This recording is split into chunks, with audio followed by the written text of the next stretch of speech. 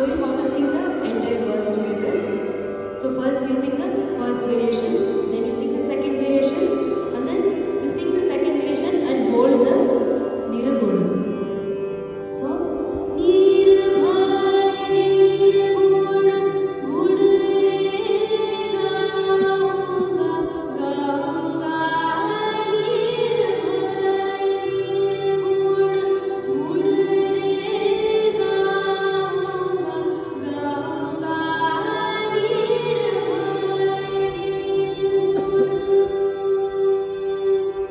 So that's how you end the chorus verse. Should we try doing this together? We'll do it 3 times. You sing each variation twice, and then you sing Nirbhai Nirguna and just hold it.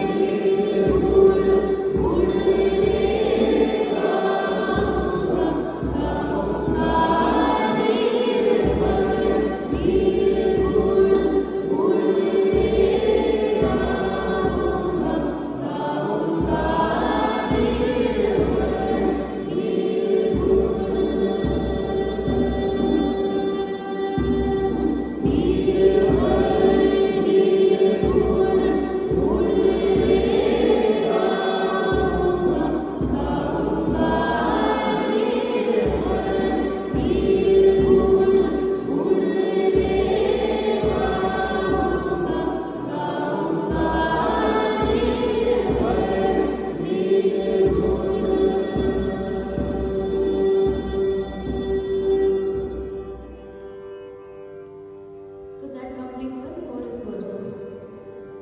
So in bhajans and vachanas, the chorus verse is known as the Dhruvapada, and the subsequent verses are known as padas.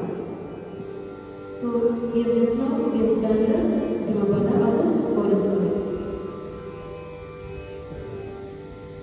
So in this verse, Kabir is saying, Nirbhai Nirguna Gunare Gavu.